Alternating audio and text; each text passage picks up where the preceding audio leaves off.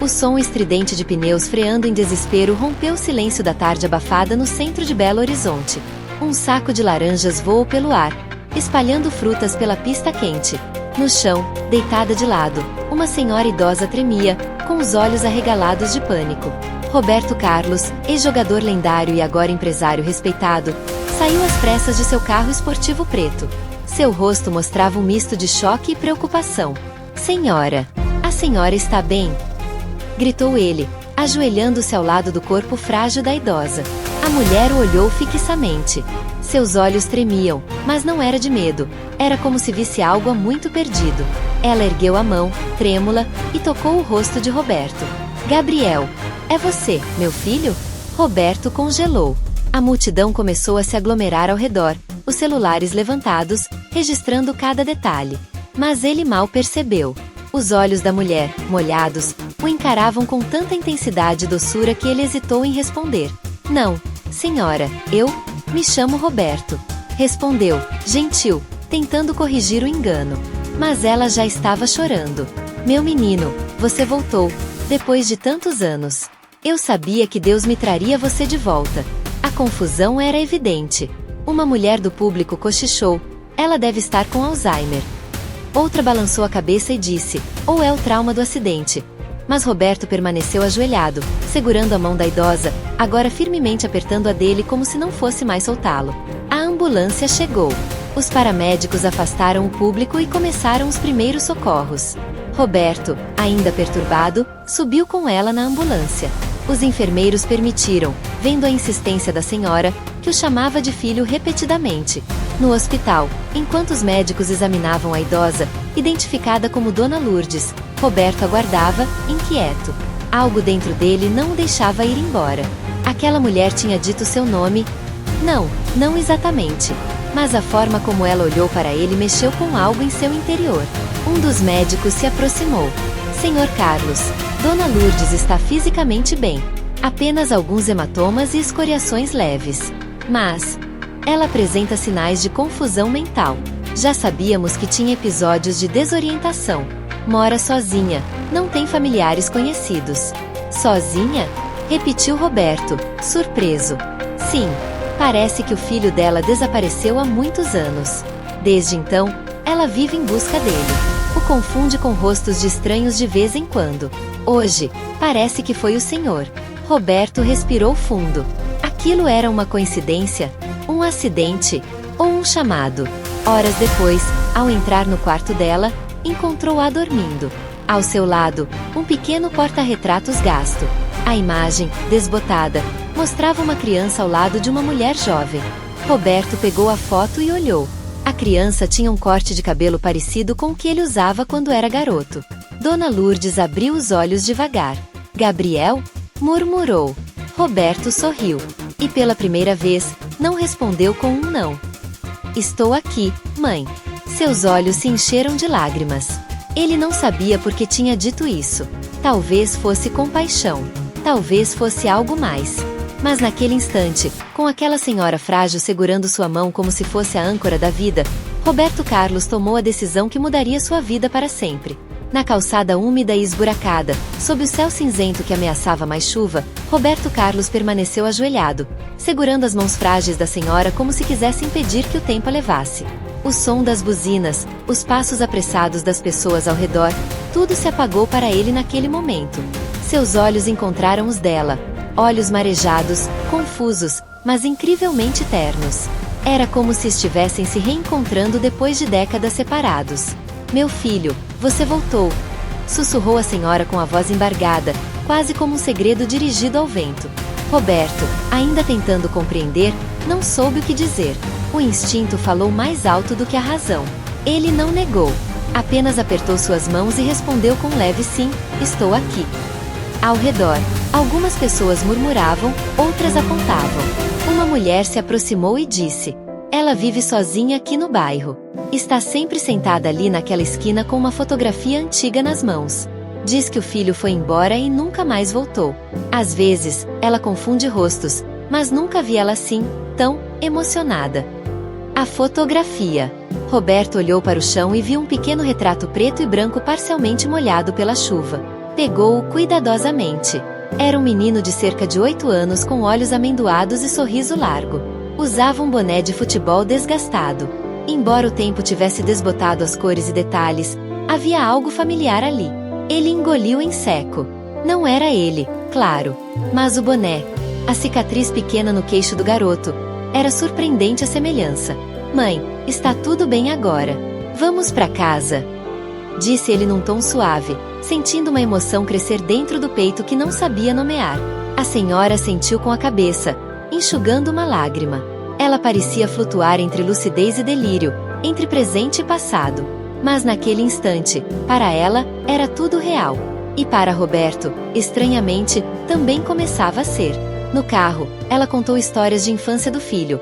Como adorava subir em árvores, como escondia doces debaixo da cama, como chorava assistindo novelas com ela. Roberto ouvia em silêncio. Havia algo de puro e verdadeiro ali. Algo que ele, com toda a fama, fortuna e carreira, havia esquecido. A simplicidade dos laços humanos. Chegaram a uma casa pequena, com pintura descascada, mas cercada por plantas bem cuidadas. Era clara a dedicação da senhora. Um altar com retratos antigos, velas e flores secas dominava a sala. E no centro, o retrato do menino. Você se lembra da nossa casa, filho? Perguntou ela, esperançosa. É claro, mãe.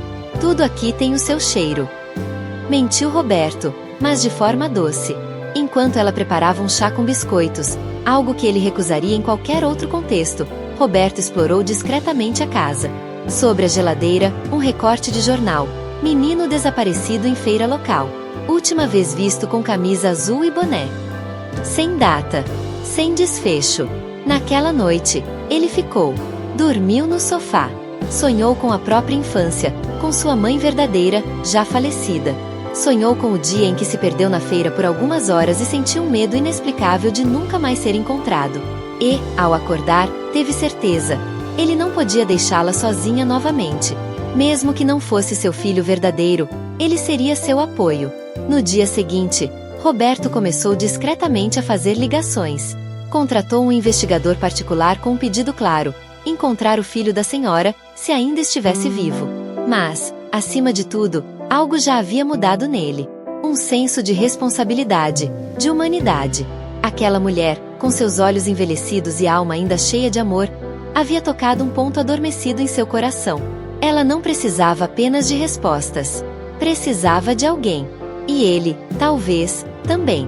Na manhã seguinte, a rotina do bairro de Paraisópolis seguia com sua movimentação característica. Buzinas ecoando entre ruas estreitas, o aroma de pão fresco vindo da padaria da Dona Lourdes, e crianças correndo com mochilas nas costas em direção à escola. Mas para Roberto Carlos, aquela terça-feira tinha um peso diferente. A imagem de Dona Dalva chamando de meu filho ainda ecoava em sua mente. Ele passou a noite pensando naquilo. Não era apenas confusão de uma senhora idosa. Havia dor, havia um vazio nos olhos dela que o tocava de forma estranha, íntima, como se invadisse um canto de sua alma que ele nem sabia que existia. Com o coração inquieto, ele retornou à praça onde a havia encontrado. Sentou-se no mesmo banco, observando o vai e vem das pessoas, mas sem avistá-la. Passaram-se 20 minutos, meia hora, até que, de longe, viu o vulto franzino da senhora caminhando com dificuldade, segurando uma sacola de pano já gasta. Dona Dalva caminhava com passos miúdos, olhando para os lados com uma expressão assustada, como quem procurava algo ou alguém. Quando ela o viu, os olhos se acenderam e uma lágrima silenciosa rolou por seu rosto. Meu filho, você voltou, disse, abrindo os braços. Roberto hesitou por um momento, mas algo em seu peito o empurrou para frente. Ele a abraçou, sentindo a fragilidade daquele corpo e o calor sincero daquele gesto. Pela primeira vez em muitos anos, sentiu que aquele abraço não era para ele, mas por ele. Dona Dalva, eu não sou seu filho. Mas eu posso ficar aqui com a senhora, se quiser. Ela sorriu, como se não tivesse escutado ou simplesmente ignorado a realidade. Sentaram-se juntos e ela começou a contar histórias. Falava de um menino chamado Caio, que adorava jogar bola descalço e construía pipas com papel de caderno. Contava como ele era arteiro, como fugia das tarefas para jogar bola, e como um dia ele saiu para comprar pão, e nunca mais voltou. Roberto escutava em silêncio. Sentia o nó na garganta apertar a cada lembrança. A dor de Dona Dalva era palpável. Mais do que sentir pena, ele sentia identificação. Pensou em sua própria mãe, que tantas vezes ficará acordada esperando seu retorno das viagens. Pensou nas mães que perderam filhos para a violência, para a pobreza, para a indiferença do mundo. Ele sumiu faz tantos anos. Mas eu sei que ele vai voltar. Sempre espero. Todo dia eu venho aqui porque foi aqui que ele brincava. Foi aqui que ele me disse até logo, lembra? Disse ela, olhando o chão de terra batida da praça. Roberto engoliu em seco. E se ele não voltar, Dona Dalva? Ela olhou para ele com uma ternura que cortava. Então, que pelo menos alguém se lembre dele comigo. Naquele momento, Roberto entendeu. Ela não confundia apenas rostos, confundia também esperanças.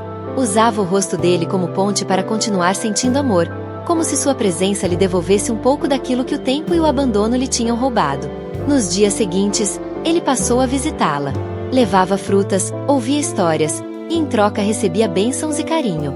Aos poucos, começou a descobrir detalhes da vida dela, como morava sozinha, como recebia uma pensão que mal dava para o aluguel, como colecionava retratos envelhecidos em uma caixa de sapato, cada um com anotações à caneta azul, nomes, datas, bilhetes.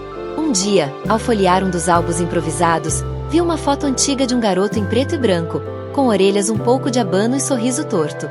"Esse é o Caio?" perguntou. "Sim, meu pequeno.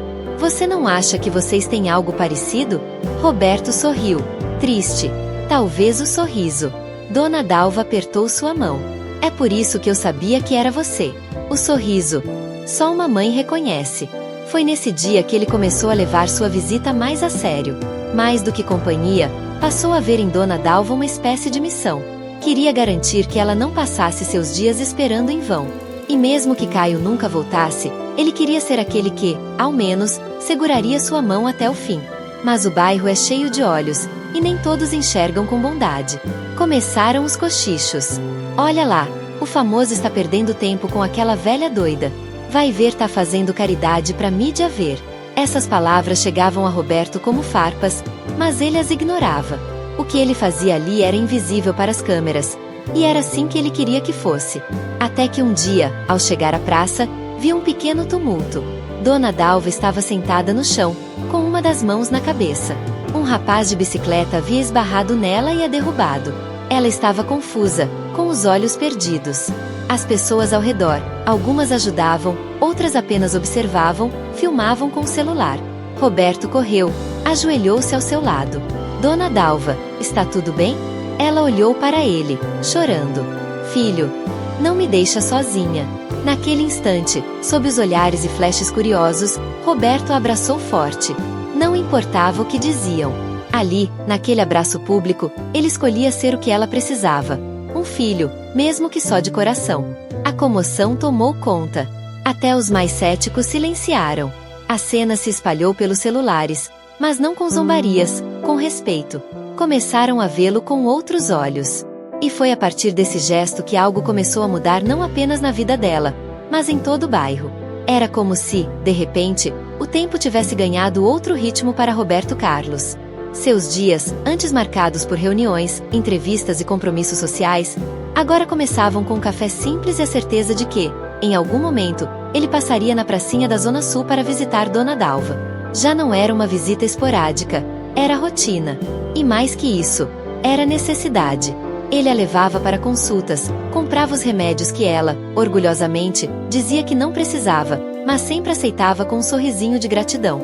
Aos poucos, conheceu as rachaduras da casinha onde ela morava, o portão que mal fechava, as paredes descascadas pelo tempo e pela solidão. Era um espaço pequeno, mas cheio de lembranças. Retratos envelhecidos, santos empoeirados, recortes de jornais com notícias antigas e um rádio que insistia em tocar boleros dos anos 70. Numa tarde chuvosa, enquanto a ajudava a secar o chão da sala que alagava com as goteiras, Roberto a olhou e disse: "Dona Dalva, a senhora já pensou em morar num lugar melhor? Seguro, sem goteira, com alguém para cuidar da senhora?" Ela parou, apoiando o pano de chão no balde, e o fitou com olhos sérios. "E deixar essa casa, que me viu envelhecer esperando meu filho? Não, não posso. Cada canto aqui tem o cheiro dele." Esse rádio era do pai dele. Aquele sofá, ele rasgou brincando com uma espada de plástico. "Como eu vou abandonar tudo isso?" Roberto respeitou o silêncio que veio depois daquelas palavras. Sabia que memória não se compra, e muito menos se troca. Mas uma ideia começou a crescer dentro dele. Nos dias seguintes, ele começou discretamente a mobilizar pessoas de confiança. Ligou para um arquiteto, um pedreiro de confiança, uma decoradora que trabalhava com ele em projetos sociais. Sem contar nada para a senhora, começou a reformar uma casa abandonada a poucas ruas dali. Uma casa térrea, com um jardim pequeno, ideal para alguém que gostava de ver flores crescerem ao lado de lembranças. Ele fez questão de manter o estilo antigo, com janelas de madeira, piso de ladrilho hidráulico, e um cômodo inteiro apenas para fotos, memórias, bilhetes. Pediu que tudo fosse feito com carinho, não luxo. A ideia não era impressionar, era acolher. Enquanto isso, Dona Dalva seguia sua rotina, cada dia mais debilitada, mas ainda com uma energia encantadora. Algumas vezes, Roberto percebia sua confusão aumentar. Chamava o nome do filho em meio ao sono, esquecia que já tinha comido, confundia os nomes das pessoas do bairro. Mas quando via, o sorriso ainda surgia com a mesma força. Meu filho voltou. Eu sabia que ele ia voltar, dizia, com voz baixa, como se falasse só para si. Certa noite, enquanto chovia forte e trovões rasgavam o céu, Roberto recebeu uma ligação. Dona Dalva havia passado mal. Ele correu para o posto de saúde onde ela fora levada. Chegou ofegante, com o coração apertado. Encontrou-a num leito simples, com soro no braço e olhos perdidos no teto branco. Roberto, sussurrou ela, ao reconhecê-lo. Ele se aproximou, segurou sua mão. Ela estava fria, mas firme. Estou aqui, Dona Dalva. Fica tranquila. Eu sonhei com o Caio. Ele estava em um campo de flores. Me disse que estava bem. Disse que você era minha chance de dizer adeus. Roberto não conteve as lágrimas. Sentou-se ao lado dela a noite toda, segurando sua mão. Na madrugada, ela dormiu profundamente e acordou no dia seguinte com um brilho diferente nos olhos. Quero te mostrar uma coisa, disse ele, com a voz embargada, mas serena. Levou-a, com ajuda médica, até a nova casa. Foi uma visita curta, mas cheia de emoção. Ao entrar, ela parou na porta, olhou em volta com olhos marejados e disse: parece que tudo isso estava me esperando. Essa casa é sua, Dona Dalva. Foi feita para a senhora, para suas memórias. E para novas histórias também. Ela caminhou lentamente até o quintal, onde havia um banco de madeira debaixo de uma árvore. Sentou-se, respirou fundo e disse: aqui, meu filho vai me encontrar, nem que seja em sonho. Nos dias seguintes, ela passou a morar ali, assistida por uma cuidadora e com visitas diárias de Roberto. Os moradores do bairro passaram a admirar ainda mais o jogador, não apenas pela fama, mas pelo coração. A história se espalhou, não pela imprensa, mas pela boca das vizinhas, pelo pão da padaria embrulhado com fofocas doces, pelos olhos marejados de quem via aquele homem famoso, milionário, sentar no chão ao lado de uma senhora que só queria amor. E então, um domingo de sol chegou. Roberto estava em viagem quando recebeu a ligação. Ela partiu, disse a cuidadora, entre lágrimas. Ele retornou no mesmo dia. Ao entrar na casa, tudo estava em silêncio. Sobre a mesa, um envelope com seu nome. Abriu com as mãos trêmulas. Meu querido, eu sempre soube que você não era meu filho de sangue. Mas em cada gesto seu, eu vi o menino que perdi. Você foi o abraço que esperei por anos. Foi o adeus que eu precisava dar. Não chore. Sorria. Porque agora, onde quer que eu esteja, estou em paz. Obrigada por ter sido meu filho de coração. Com amor, Dalva. Roberto fechou os olhos. Sentou-se no sofá, aquele que ela tanto amava, e chorou. Não de tristeza, mas de gratidão. A partir daquele dia, ele manteve a casa intacta. Transformou-a em um espaço de acolhimento para idosos sozinhos. Batizou o lugar de Casa Dalva. E em cada parede, havia uma fotografia. No centro, uma imagem de Roberto e Dona Dalva, sentados sob a árvore, sorrindo como mãe e filho. O tempo passou, como passa para todos, sem pedir licença e sem olhar para trás. A Casa Dalva cresceu, não em tamanho, mas em significado. Inicialmente pensada como um gesto de amor de Roberto Carlos àquela senhora que um dia o confundiu com o filho perdido, o lugar rapidamente se transformou num refúgio silencioso para muitos outros Dalvas. para homens e mulheres de cabelos brancos que tinham sido deixados de lado pela pressa do mundo. Mas naquela manhã de céu límpido, com o sol batendo nas telhas vermelhas e os passarinhos pousando no varal, algo diferente pairava no ar. Era o aniversário da Dona Dalva. Ou melhor, seria, se ela ainda estivesse entre nós. Mas ali, naquele quintal com cheiro de manacá, a ausência dela era presença. Os moradores, os cuidadores, e até crianças da comunidade que frequentavam as oficinas de música e leitura organizadas no espaço se reuniam com flores nas mãos.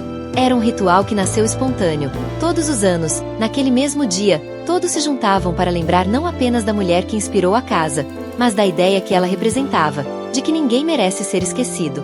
Roberto Carlos chegou em silêncio, como sempre fazia. Vestia jeans, camisa branca e um boné surrado. Poucos o reconheciam de imediato. Aqueles que o viam de perto, porém, sabiam que não era apenas um ex-jogador de futebol. Era o coração pulsante daquele lugar. Ao entrar pelo portão, foi recebido com abraços e sorrisos, mas algo fez parar. Um menino, de talvez 7 ou 8 anos, estava sentado na escada do jardim com um desenho nas mãos. Ao se aproximar, viu que era uma imagem simples, feita com lápis de cor. Um homem de mãos dadas com uma senhora de cabelo branco, sob uma árvore florida. No canto inferior, lia-se, Roberto e Vovó Dalva. Ele se abaixou, emocionado. Você desenhou isso? O menino assentiu com timidez. Minha avó morava aqui. Ela dizia que a Dona Dalva era como uma fada, que você era filho dela de verdade. Roberto sorriu, com os olhos úmidos. E talvez ela tivesse razão. Nos dias que se seguiram, ele não parava de pensar naquela frase. Filho de verdade. O que faz de alguém um filho? O sangue? O nome no registro? Ou os gestos, os silêncios compartilhados, o cuidado nos detalhes? Foi então que decidiu fazer algo que vinha adiando há anos. Naquele mesmo mês, ele convocou uma coletiva de imprensa. Mas não era para falar de futebol, nem de política, nem de negócios. Era algo mais íntimo. Sentado diante dos repórteres, com voz firme e olhos brilhando, disse: Eu vim aqui para contar uma história. Não é sobre gols, nem sobre títulos. É sobre uma senhora chamada Dalva. Ela me chamou de filho, e eu a chamei de mãe. No começo foi um engano, sim. Mas depois se tornou verdade. As imagens correram o país. Milhares de mensagens chegaram. Pessoas contando histórias semelhantes, pedindo ajuda, oferecendo doações. Mas o que mais tocou Roberto foi uma carta, escrita à mão, sem remetente. Dizia: às vezes, a vida nos tira alguém e, sem que a gente entenda, nos dá outro no lugar. Não para substituir, mas para ensinar que o amor não tem fronteiras. Você foi o filho que ela merecia. E ela, a mãe que o mundo te negou. Naquela noite, sentado no sofá da casa Dalva, Roberto decidiu que era hora de ampliar o projeto. Transformou a casa numa fundação. Criou filiais em outras cidades. Acolheu idosos abandonados, mas também mães solo que precisavam de apoio, crianças em situação de risco, e até ex-jogadores em depressão, esquecidos pela fama. Mas havia algo mais. Num domingo qualquer, enquanto regava o jardim, ouviu uma voz feminina atrás de si. Desculpa incomodar. Você é o Roberto? Era uma mulher simples, com os olhos muito parecidos com os de Dona Dalva. Sim. Posso ajudar? Sou a Iracema, irmã da Dalva. Fiquei sabendo do que o senhor fez por ela. Roberto sentiu um arrepio. Ela falava de você. A mulher sorriu, emocionada. Eu estive longe por muito tempo. Me afastei da família por causa de brigas antigas. Mas quando soube, eu precisava ver com meus próprios olhos. E te agradecer. Ele a convidou para entrar. Caminharam pela casa, agora cheia de vida. Pararam diante da fotografia principal. Ele e Dona Dalva, sorrindo sob a árvore. Iracema chorou. Ela sempre quis ter 2 filhos. E no fim, teve. Roberto não disse nada. Apenas segurou a mão dela. Semanas depois, numa nova cerimônia na fundação, ele lançou o novo lema do projeto. Ninguém é de ninguém, até que seja. Explicou que a vida coloca pessoas em nosso caminho por um motivo. Que às vezes, a família nasce no acaso. E que ele havia recebido de presente o maior título de todos: ser filho de coração. Nos anos seguintes, a Casa Dalva ganhou reconhecimento internacional. Reportagens, prêmios, convênios com universidades. Mas Roberto continuava o mesmo. Chegava cedo, regava as plantas, sentava com os idosos, ouvia histórias, ria com os netos postiços. E todo 20 de agosto, o dia que seria o aniversário de Dalva, ele escrevia uma nova carta e colocava dentro da gaveta da comoda dela, que permanecia no mesmo lugar, com o mesmo perfume de lavanda. Na carta daquele ano, escreveu: Mãe, eu te encontrei tarde, mas há tempo. Você me ensinou a amar sem exigir, a cuidar sem esperar retorno. Eu não sou mais o mesmo desde aquele primeiro abraço no banco da praça. E onde quer que a senhora esteja, espero que saiba. Você me deu mais do que uma casa. Me deu um sentido. Com amor. Seu filho de alma. Roberto. E assim, enquanto o mundo corria lá fora, dentro da casa d'Alva, o tempo seguia em outro compasso. Um compasso de afeto, de memórias, e de histórias que começaram por engano, mas terminaram como destino.